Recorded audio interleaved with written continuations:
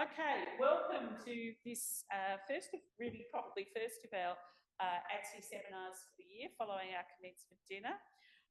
My name's Sandra Kentish. I'm Chair of the Victorian Division of the Academy of Technological Sciences and Engineering. I'd like to start by acknowledging the people of the Woi Wurrung and Boon Wurrung language groups of the Eastern Nation of unceded lands we stand this evening.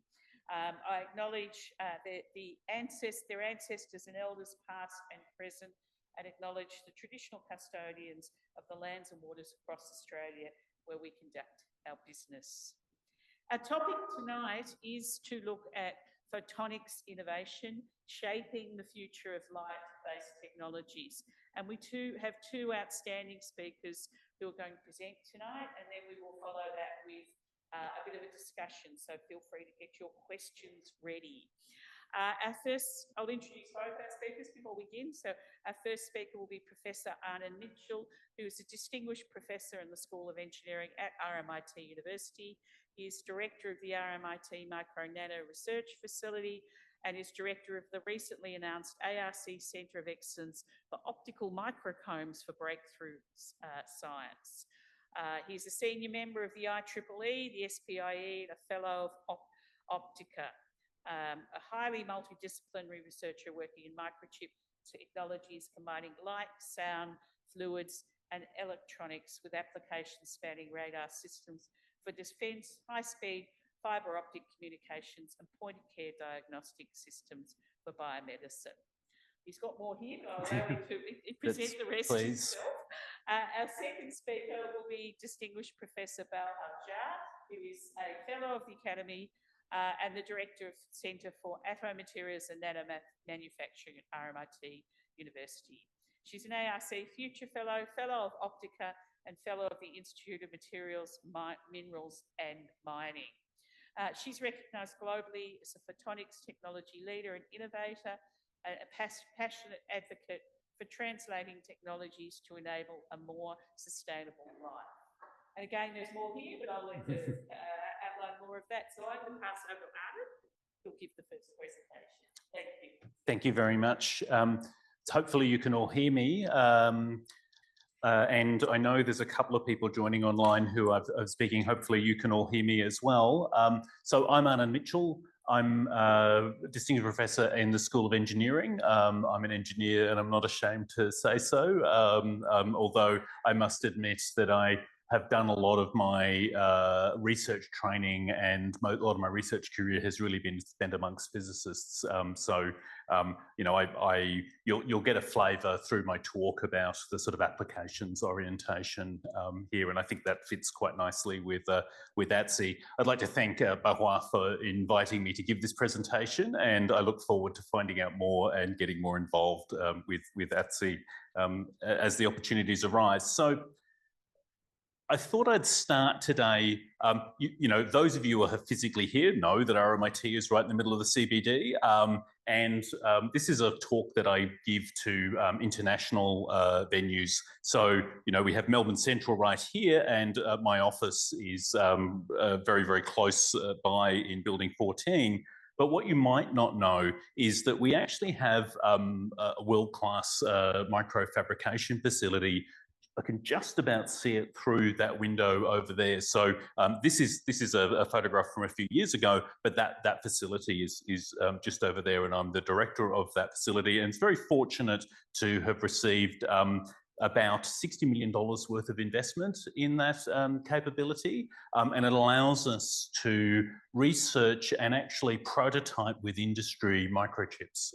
And so this is one of the few places in Australia where we can go all the way from blank wafers to completely packaged microchips designed, purpose-built for different applications. And so we're a member of Australian National Fabrication Facility, so we make our tools and capabilities available to Australia through that organisation. We also use a lot of the other facilities funded by ANF across Australia. So I wanted to say a few words about my own research centre before I talk about my own group at RMIT, before I talk about the larger Centre of Excellence that I'm a director of. So the group I lead at RMIT is called the Integrated Photonics and Applications Centre. And as I mentioned, it's basically got an engine behind it which has the ability to design, fabricate, and package and interface microchips. But we do that with the intention of being able to solve important problems with sometimes academic, but often industry end users. And we do that in three different application areas: in data communications, biomedical engineering, and precision measurement, often for defence. And I'll say a little bit more about each of those. So I won't say too much about this, but what you can see in this diagram, and I think I've got my laser pointer on here, this is actually like a design. So this is a chip design for one of our chips. And this is the actual chip that we made here based on that. And I've sort of been trained, I get very excited about these microchips.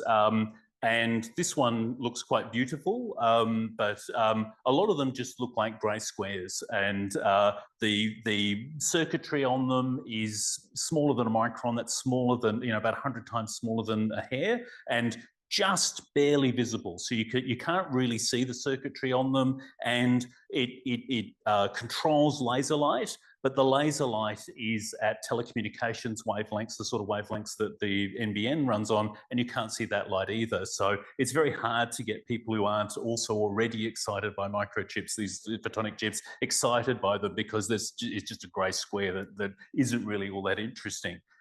So what I've been trained to emphasize really is the applications and the things that, most people who I talk to would actually have something to do with. So this is why it's the Integrated Photonics and Applications Centre. It's really about trying to engage with people who, I get excited about microchips, but I really want them to be sustainable, so that there's people feel like they can be quite expensive, but they solve important problems, and so people want to work with us to try and solve their problems with our microchip technologies.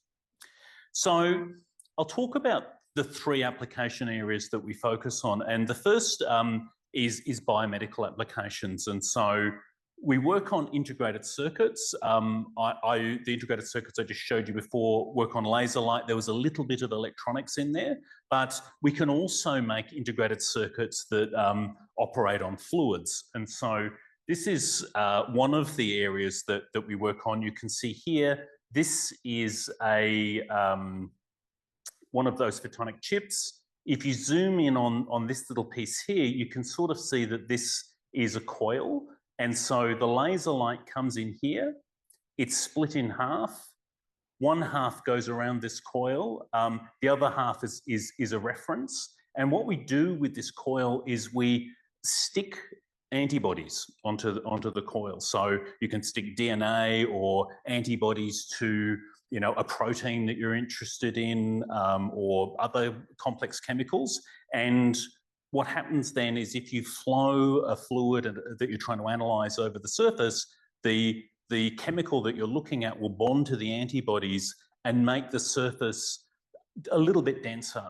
And the laser light that runs underneath in that coil is that little bit slower. And if you compare the laser light that went under the coil with the laser light that didn't go under the coil, you can get a measure of how many of those molecules have actually attached to the surface. And this can be very, very sensitive indeed. In fact, you can actually measure one protein attaching to the surface. So this is a great way of getting a very, very precise measurement. The sort of things we can measure with this, we do a lot of work on biomarkers for ovarian cancer. So this is a disease where it's often not diagnosed until it's at a very, very late stage. And If it is diagnosed at an early stage, it's very, very treatable. But if it's diagnosed at a late stage, the outcomes are very poor. So, being able to come up with a way of measuring, very, very small numbers of biomarkers in blood is an important problem to solve. And so this is one of the areas that we're looking at. You can make antibodies for antibiotics. So another thing is looking at pollutants in the ocean. So looking for runoff from farming. If you use antibiotics in farming, it runs off into the rivers and the rivers go into the sea, and you can actually measure antibiotics diluted in the ocean. So this is another thing that we were looking at in Barcelona to try and measure trace amounts of antibiotics in the ocean and compare that to farming practices. So lots and lots of different applications. Those are just a couple. So this is the photonic chip, but and hopefully this video will work, we can actually make pumps and valves, and this is a technique that we came up using injection molding to make sort of mechanical systems, so we can have pumps and valves. This particular chip was designed for measuring, for making blood clot and actually sort of measuring how likely your blood is to clot. And we can make those, start with a design in the morning and have a prototype made in the afternoon. And by the end of the week, we can have several hundred identical copies of this that we can be running clinical trials on. So that's the biomedical applications team. There's a team headed by Andy Boas, who's now at Adelaide University, looking at precision measurement. And some of the work we do there is on LiDAR, so measuring distances using laser light. And so you can see here, this is a LiDAR point cloud. So you've got a laser beam that scans and measures the distance to an object and then creates this point cloud. But if you imagine that was on a drone and the drone was sort of moving around, all those points would be scattered around. So you need to be able to measure with the gyroscope how the drone is moving and then re-register all of those points, knowing how it's moving. So we also do work on things like gyroscopes. And so that's a gyroscope there. And we do that with a company called Advanced Navigation that is leading the commercialization of navigation systems, gyroscopes, movement sensors in Australia, and is sort of world-renowned as a provider of that technology. We have been working with them to make photonic chip solutions so that they can actually have a component that's entirely made in Australia. They actually got the contract for the Artemis lunar lander, and so I think by centimetres, our chip will be one of the first Australian pieces of technology on the moon. So we're pretty excited about that. We also do a lot of work with a company, Quantex, that uses similar technology. So it's measuring distance, measuring movement. Quantex is about measuring time. So they're trying to make very, very precise clocks. And if you put all of those things together, you can create a navigation and positioning system that doesn't need GPS. So, for example, if you have a submarine that is underwater, the radio waves that talk to satellites for GPS don't work underwater. So your submarine or underwater drone needs to be able to keep time, know how it's moving, and be able to sort of register those things so that it can navigate. And so these are some of the sorts of technologies that we're working on. And the last area is communications and information. And so Bill Corcoran, who's a collaborator with us at Monash University, was an undergraduate student of mine at RMIT and eventually ended up collaborating again at Monash. He leads our communications team. And this is sort of getting now towards the story about optical frequency combs. So Dave Moss from Swinburne University was at RMIT several years ago and brought with him this chip. And this is an Australian $2 coin. This is the chip, so quite a small chip. And then right in the corner, less than a millimetre across, is this ring. And that ring, if you put a laser, just a telecommunications laser into that chip, what you get out is 160 copies of that laser, but all at different wavelengths. And so what we did with that was basically used each of those laser lines as a separate communications channel and showed the fastest internet transmission in the world back in 2020, and transmitted that through a dark fiber loop that we have access to that links RMIT and Monash University. And so we demonstrated a transmission, a single transmission down that fiber that had the entire capacity of the NBN just in one link. That was recognised as the world's fastest internet at the time. We got a lot of media coverage based on that.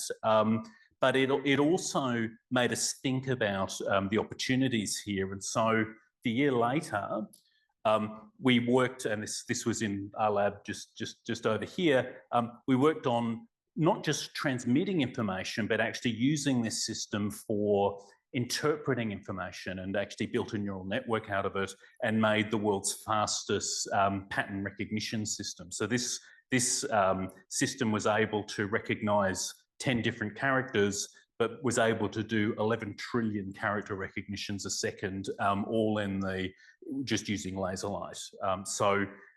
That was led by a researcher who's now moved back to China, Mike Chu, who was a PhD student at the time, who was quite brilliant and led this work. But based on these, the ability to use these photonic chips for this information processing, information transmission, the precision measurement, being able to sort of measure atomic clocks and do these gyroscopes and movement sensors and lasers, we thought there was a real opportunity to expand this collaboration. At the moment, at that point, it was really just three of us working together between Swinburne, Monash and RMIT. We thought we'd try and expand that nationally and sort of create this Centre of Excellence. And so back in November 2022, we after several years of putting this proposal together, and Baohua was involved in that, we found out we were successful in winning this ARC Centre of Excellence. And the mission of this Centre of Excellence is, or the vision is, that we believe that we can take what are currently very, very large, complex photonic systems that make up these optical frequency combs that are used today, but we can shrink them to something the size, cost, and weight of consumer electronics. So technically, we think we can do that, but we also think that if you can do that, that should create a whole lot of new opportunities. And so we want to discover what difference this will make. What will the impact of these sorts of technologies be? So the optical frequency comb, the centre's called the Centre for Optical Microcombs for Breakthrough Science, which neatly spells out combs. But the idea is to work on this technology called the optical frequency comb. Now, this is a picture that I've stolen from Scott Didden's science paper. So Scott Diddens is a member of our centre. He's based in Boulder, Colorado in the US. He's sort of depicted this frequency comb as a clockwork.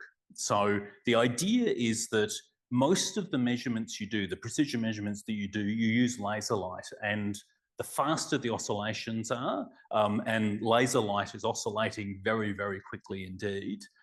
So, you know, about 500 trillion times a second, the laser light oscillates. But that's too fast to see. So ideally what you'd like to do is kind of gear that down to something that's slower so you can read it with electronics. And so if you could take it down to only, you know, 1 billion times a second, electronics can cope with 1 billion times a second. And so this is really what an optical frequency comb is. It's like a gear that takes something that's very, very fast, like laser light, and gears it down and connects it directly to electronics. And so this is what's illustrated here. The opportunity there is, it's really important for measuring time. And this is what makes GPS work, is that there's timing signals being sent out. And so if you want really accurate measurements of time, people use atomic clocks, and measuring the resonances in these atoms you do with a laser. And you can also use these optical frequency combs for measuring color electronically. So instead of using a expensive spectrometer for measuring spectra, for example, greenhouse gases in the atmosphere, you can measure that using electronics, using these optical frequency combs. So you could imagine having something that was in a smartwatch that could measure, you know, the gases in the atmosphere, or indeed in your breath. So you could breathe on your smartwatch, and it could analyze, you know, your disease state, for example. So the opportunity for these optical frequency combs was really recognized. They were invented around 2000. And they won the Nobel Prize in 2005 in the Nobel Prize in Physics. And this was awarded to John Hall, who was the PhD supervisor of Scott Diddams, who I mentioned before, and Ted Hench. And that's Scott Diddams there looking at an optical frequency comb. But what you'll see is these optical frequency combs, they're quite big. They're about the size of a sort of domestic fridge. You know, they cost about $1 million. You really need a sort of a specialist to sort of look after them. It's not much like my smartwatch. So, and this is science communicator Rachel standing next to a commercial optical frequency comb system at the University of Adelaide that they use. And so again, you can see that's about the size of a fridge.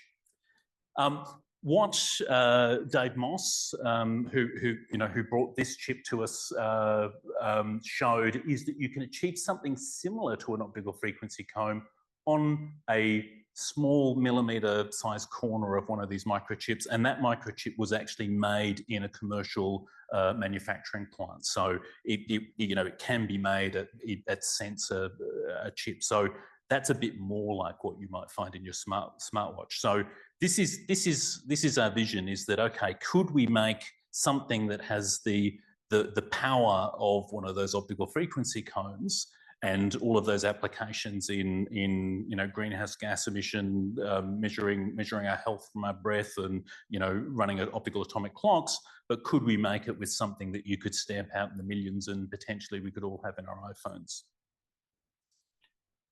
So our centre is about that vision of the possibility of the technology, but also the different applications. And so I want to talk, the last part of my talk, I really want to talk about some of the areas where we see the opportunity of these applications and the challenges that remain. So the first person I want to talk about is Megan Miller. She's a member of our centre. She is a seismologist. But her area of expertise is using optical fibres to measure vibrations in the earth. And so these are the same fibres that we use for telecommunications. But what she does is likes to use the fibres and have thousands and thousands of measurements all along the length of tens of kilometres of fibre to be able to watch earthquakes sort of moving through a different region. And it's not just earthquakes. Like she uses the earthquakes themselves as an illumination source and looks at the sort of seismic energy bouncing around, and is able to use that like an ultrasound and actually see the substructure under Melbourne, like where's the mud and where's the rocks and where's the water. But you can measure lightning strikes, so you can measure the weather. You can measure signs vibrating in the wind and know what the wind speed is. You can measure rainfall. You can measure the velocity of fluid flowing in pipes, so you could use this for managing floodwaters, for example. But the problem for her is there's this enormous amount of data. So it's getting terabytes of data a day. This is similar to the capacity of the world's fastest internet that we were dealing with. And so she uses a supercomputer, and it takes her months to get this information out of these systems. And it'd be much more useful if you were trying to do flood management or earthquake monitoring to be able to do it as it was happening. I'm sure you could, waiting for 4 months and say, there was an earthquake. It'd be far more useful to be able to see where it was going and maybe sort of give people a few minutes warning. So this is what we want to use: the information processing, the pattern recognition that we showed with the world's fastest internet and that neural network that we set up in this particular application to be able to pick out the important features and be able to process that information at this speed. One of the early applications for optical frequency combs was measuring spectra for astronomy. And why is spectra so important for astronomy? Well, one of the applications is looking for Earth-like planets orbiting around sun-like stars, but in other star systems. So as potential hints that there might be life out there. But what you're looking for there is a star with a planet going around the star.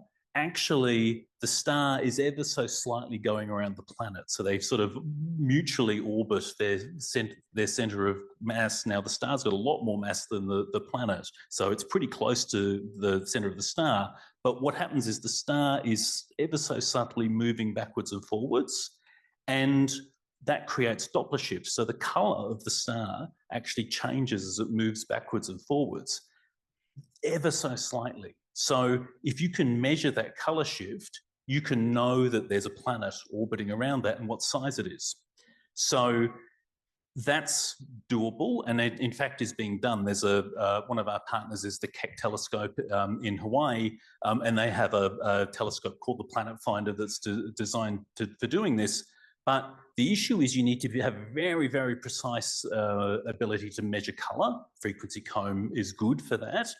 But this happens over a time span of years because of the nature of the way the planet and the star are interacting over a time span of years. So I mentioned before that you really need to maintain these frequency combs every couple of weeks. There's all sorts of technical problems with them, unlike consumer electronics. And so the big opportunity that they see is for trying to make more robust frequency combs using this integration technology so that, like our computers don't break down and have to be fixed every 2 weeks, these optical frequency combs will also last for years. And ideally, they'd really like an optical frequency comb out on one of the space-based telescopes so that they could be doing this in space where, you're not going to be maintaining it for 30 years. So this is the opportunity here.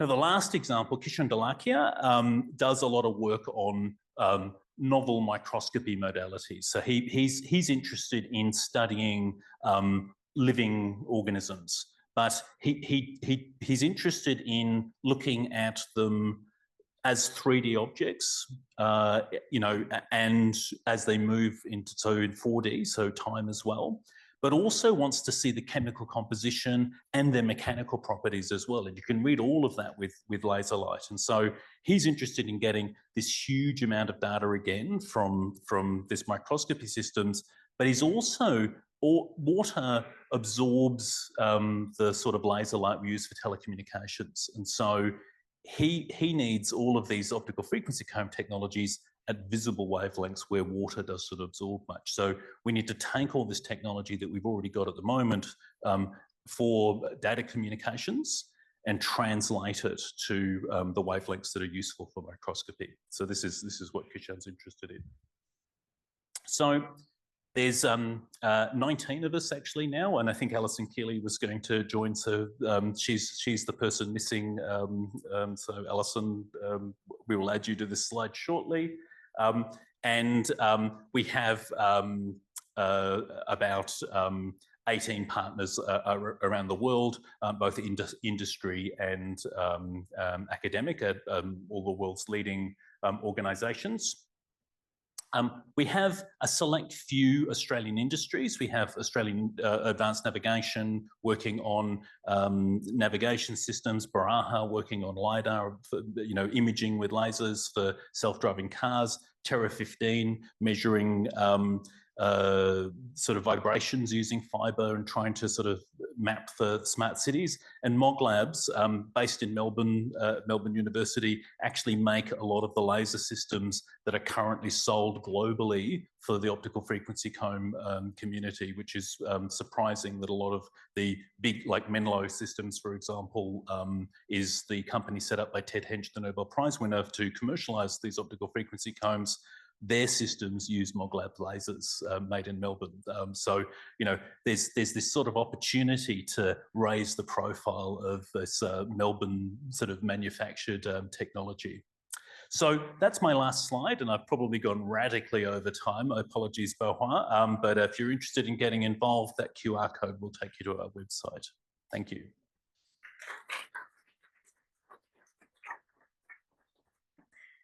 All right, thank you very much, Sandra, for the nice introduction, and good evening, everyone. So today I'm going to talk about photonics at atomic and nanoscale towards more sustainable future. So as Sandra introduced, I'm the director of Center for Atom Materials and Nanomanufacturing, and also part of the ARC Center of Excellence Arnan is leading. So before the start of my talk, I'd like to acknowledge the traditional custodians of the land which we are gathering today, and pay my respect to their past, present, and emerging. So I would also like to acknowledge my group member and also funding body and collaborator, because their efforts, I can actually stand here and share with you the research outcomes. So really talking about photonics, so everybody probably think, yeah, photonics is far away from our life. In fact, it's not. So if we talk about like everything, like almost every aspect in our life, photonics is around. So from like communication to biomedical, to the fast internet, and also to like everybody, when you go to supermarket, it's actually there. So the laser scanner is working very like for our convenience. So in aerospace, like almost every sector in our life, photonics is there. So really talking about global photonics industry, it's really in a like emerging and booming status. So these are some data I got from the Fortune. As you can see here, the increase in photonics business is actually very significant. We're talking about 2023, 920 billion US dollars.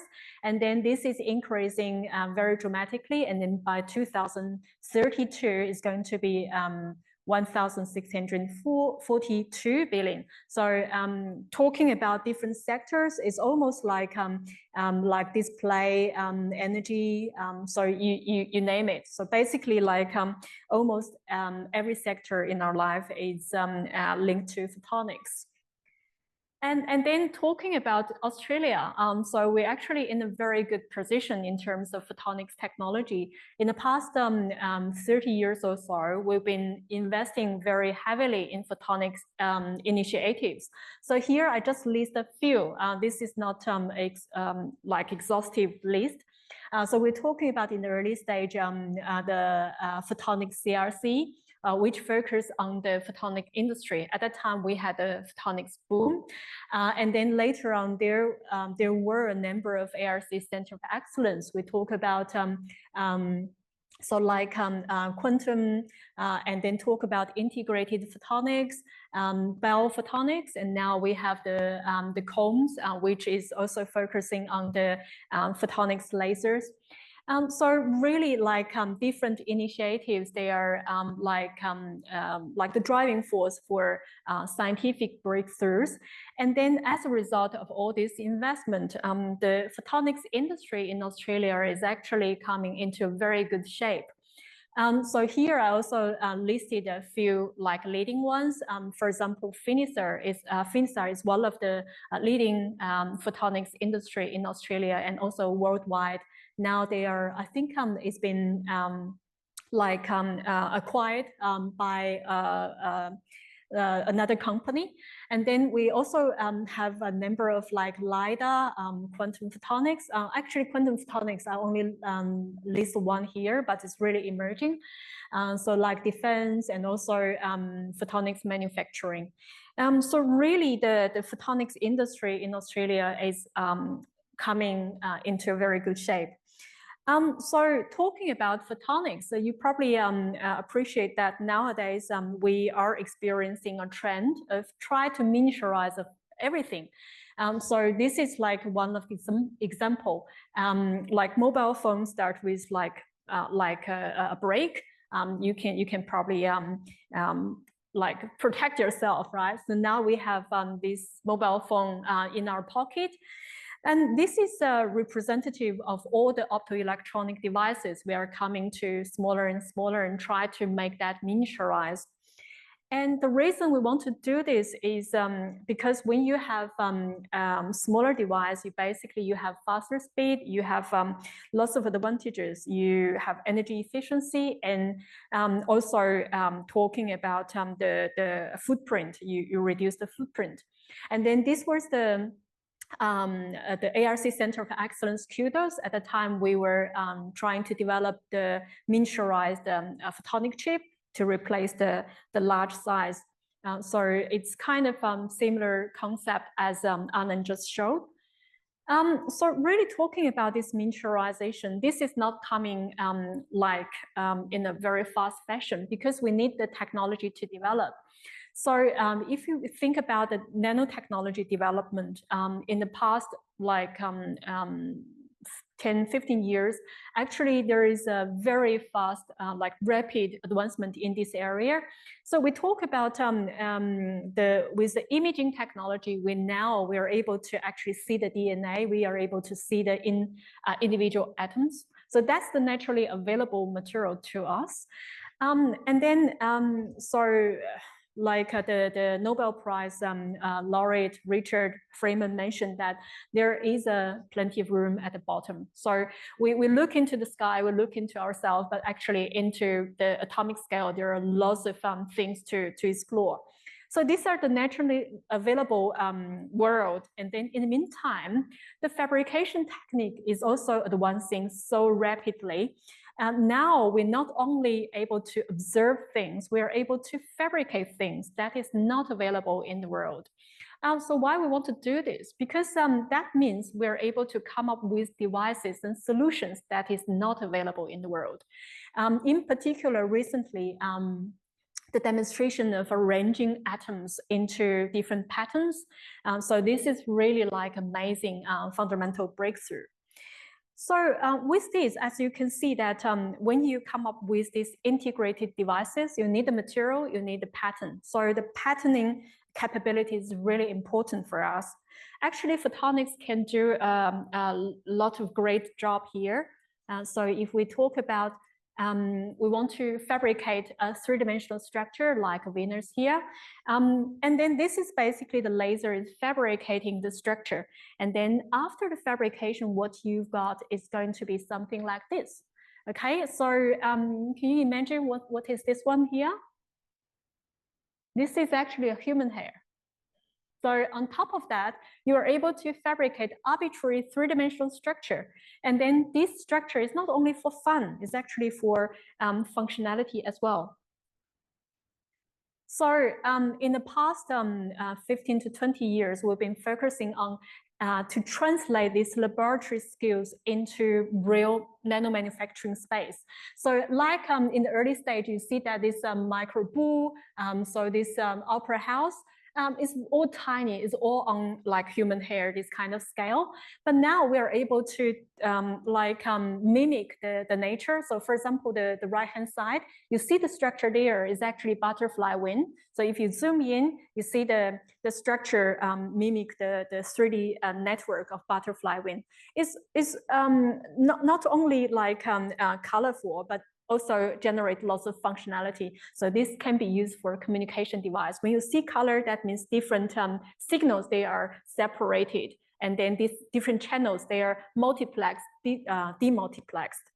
So we're basically working on how to improve the resolution, different materials, speed and yield, reliability, real-time result, and then try to explore as many applications as possible. So that means not only work in the lab, but how we're going to serve the industry, and then using this the manufacturing tool to come up with devices that serve different purposes.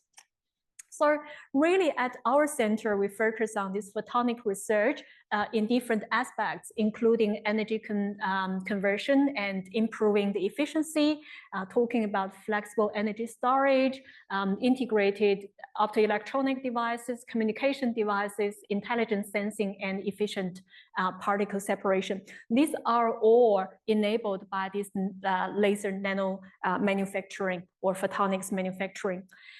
So I'll just give two quick examples on how this one works and provides solutions that is not available traditionally.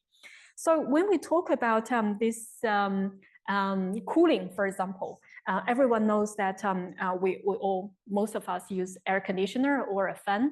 The key concept is use conduction and convection. So to like drag heat from one space to another. But actually, if we think about, is it possible to actually cool down the area without using electricity?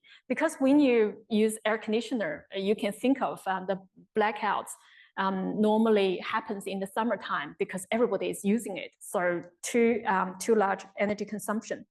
Actually, we can possibly do this. If you look at the Earth, for example, think about the Earth and the outer space. Outer space is like absolute zero, right? So, well, we can, if we extract the heat and throw that into the space. So that's a natural refrigerator. How could we do this? If we look into the spectrum, this is basically we get the heat from the sun, right? So in the daytime, and then well, in the meantime, there is radiative cooling. So we also emit the heat to the outer space in 8 to 13 micrometer. So if we look at the spectrum, you see that we get the heat from the sun, and then we emit out to the outer space in the other window, okay? So if we are able to have a material that we can separate these two windows, potentially we are able to heat up the Earth without really cool down. This is in the winter time, okay? We can heat it up. And then in the meantime, in the summertime, if we can block the sun and only allow the emission, so there will be cooling without using any energy. So it sounds very good, but it's very challenging to achieve that because naturally available material doesn't really have this good property. We'll need some broadband absorption, also band tuning mechanism. We need something that is right emit in this 8 to 13 micron. So how could we do this? This is basically the video. So that's the film we made. So you see that this is basically a chamber, contains nothing, it's aluminum foil. And then we put this film into the chamber, and then you see these two temperatures here. One is inside at the top, and then the other one is the ambient temperature. So we put that one into the chamber, nothing cooling, and then you see that this temperature is reducing, okay? So this is basically an operation of this film without using any electricity. How could we do this? Basically, we use our laser nanoprinting. We have this structure. So you see that periodic structure match exactly 8 to 13 micrometer. So that means the emission of the material is greatly enhanced, almost to 1. So that enables the active cooling without using any electricity. So this one was actually published 2 years ago, and immediately attracted a lot of attention. So within actually year and a half, 1100K access. So this one demonstrates that how eager people want to use this technology to actually cool down the Earth without really using extra energy. So we basically use the nano manufacturing technology to have this row-to-row printing. And then as you can see, this film now is scaled up. You can actually use that for different applications. In terms of performance, in the daytime, it can reduce about 8.5 degrees, and then nighttime 5.5 degrees. And then, well, think about the application is actually very, very broad. So for example, in the early stage of the COVID, so we developed this this suite. So in the summertime, you can actually work very nicely under the sun. You can also use this one for example, for seafood. We work with a Queensland company. They basically produce this called smart packaging, and they need to use active cooling for the seafood. And then we use this cooling film. You can see that we can actually keep the cool temperature inside the box for much longer time. And also in summertime, you can put a layer of this film on the car, and then that can bring you really a breeze of cool air when you open the car door. So there are lots of applications for this one. So hopefully this can bring some real applications. So for us, we actually tried also in the greenhouse. You know, greenhouse, everybody thinks that, oh, greenhouse, we want that cool, the hot temperature, because like the vegetable growth need a high temperature, but actually they are dehydrated. So you want to keep them cool, you want to reduce the temperature, and then we apply the film on the greenhouse, as you can see here. And then the vegetables, they grow very happily underneath. So this is like a photo of me carrying vegetables. So I think this one tells the research can be fruitful and tasty, okay? So we often get free fruits. It's really, really nice, yeah.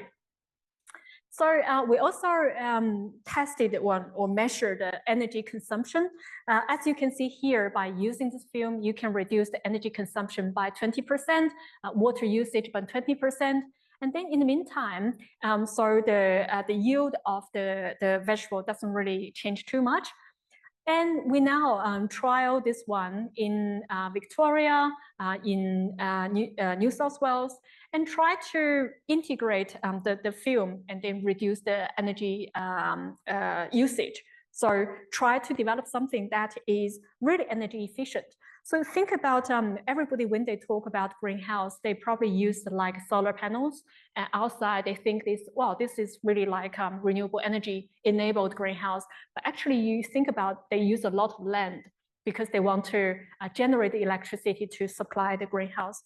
And well, the major energy usage for greenhouse is actually for heating and cooling. And then in our case, we would like to have some self-sustained in future, like greenhouse. And then this is like funded by ARC Industry Hub, start from this year. So that will be quick. So in the next few minutes, I'll just very quickly introduce another different applications, which is talk about photonic sensors.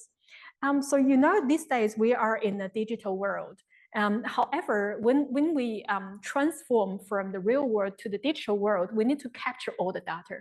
And then in this case, all the sensors need to be kind of integrated and deployed. And when we talk about sensors, well, the normal sensor we talk about, there are various kinds of format. And most of them, they're electronic sensors, okay? So they can be very sensitive to the EM field. They consume a lot of energy, and also they're not very tiny, okay? They're not integratable to the environment. So we want something that is environmental friendly. They almost don't consume energy, because if you think about the sensors, like there are millions or billions, so how much energy they need to use. So we basically work on these sensors called fiber break rating. So this is quite terminology. But if you think about, basically we write some one-dimensional structure along the fiber core, okay? So this is only about 8 micrometer. So it's probably like 1/10 of a human hair. So inside this fiber, we just use this laser to have this structure. And then eventually, this is basically the signal. So the reflection signal from this sensor. It's very sensitive to the environment, temperature, strain, and all the other like environmental parameters. So the key strength of this one is you are able to build the sensor inside a fiber. And it can be like 10,000s of them. So to be in the fiber, and then it can form a network. So this way, this is basically the fabrication process. It's like 9 micrometer, and then it's row-to-row fabrication. These are the signals. The best thing of it is, if you think about, you embedded the fiber into this building, for example, it can correlate the signal to the position. Okay, so you know that where you embed it, and then it can tell you the local parameter change. So this is very sensitive. And then if you have a like a real life, the sensor, how does it look like? This is like a ruler. And then this tiny spot here is actually one sensor. Along one fiber, it could be thousands of the sensors. And for such kind of sensor, it doesn't really consume energy. So it's basically sending the optical signal. So it's more like passive. But to run this one, you do need to have the lasers. So talking about the application of the sensor, it could be really broad. And then this one, by the way, is under manufacturing now, is in Victoria. And it could be used for like oil gas mining and also aerospace, and also for health monitoring as well. So hopefully, I think this one, if you're interested, we can talk about the broad applications. So in the end, I would like to just quickly summarize, and photonics is really in the emerging stage. I think there was like up and downs, but now with this nanofabrication, with all sorts of integration, photonics is really booming again. It's transformative, and the impact is becoming larger and larger. Australia is actually at a very good position in terms of leading the world photonics revolution in terms of quantum photonics, LiDAR, and also integrated photonics. So the future frontier, when it's integrating with AI, with this plan pack, and also next generation of computing, we could see a lot of potential there. So I think it's really important for us to further support the R&D and also the industry partnership. And yeah, if you're interested in any of this, so please feel free to talk to us. I think RMIT is actually quite strong in terms of photonics and many, many years of investment. So that's all from me. Thank you so much. Thank you, Baohua, and thank you, Arnan. We do have a few minutes for questions or discussion, so I'm going to open it to the floor to see if anybody has a specific question. Looks like, no.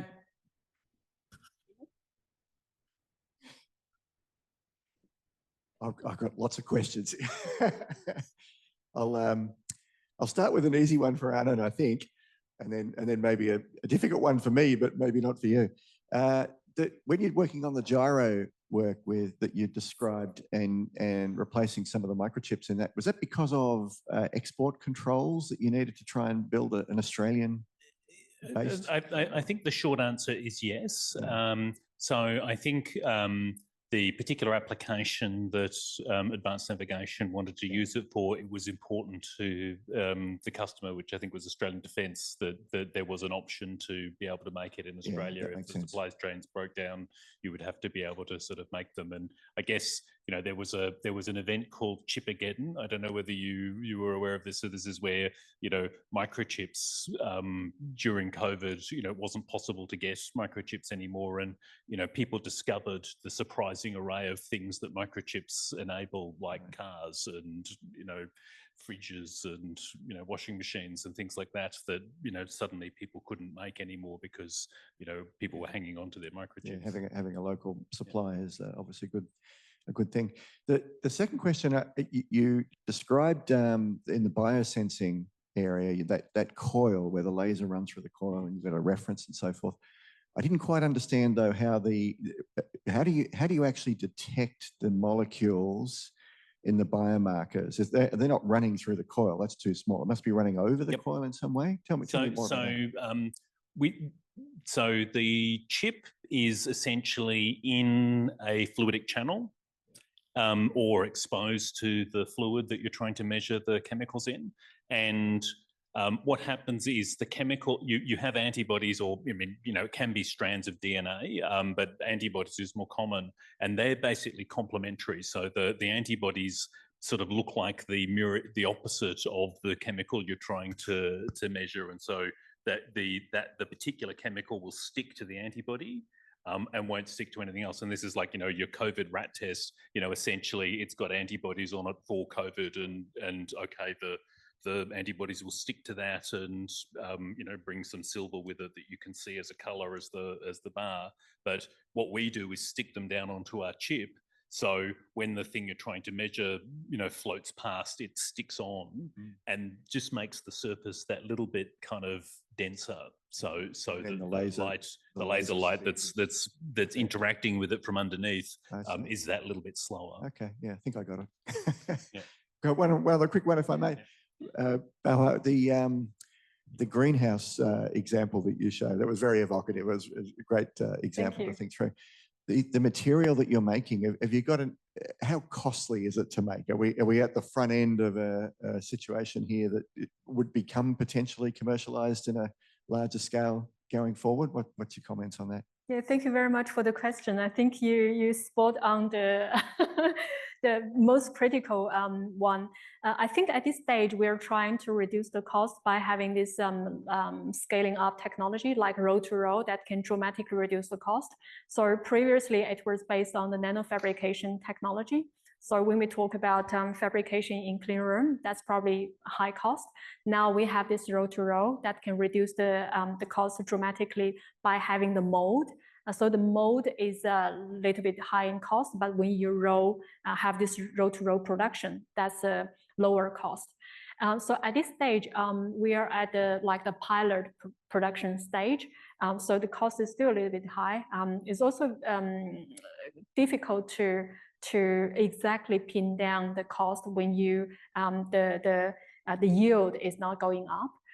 So we're expecting that by increasing the yield after the trial, we may try at different places, and then they can have the market kind of open. And by that time, we can increase the production, and that will reduce the cost. So what we are expecting that probably the payback period is between 1-2 years. And then after that, you will have around 10 to 15 years of the lifetime. So it won't be too bad for the farmers. Yeah, thank you. We have time for one more question.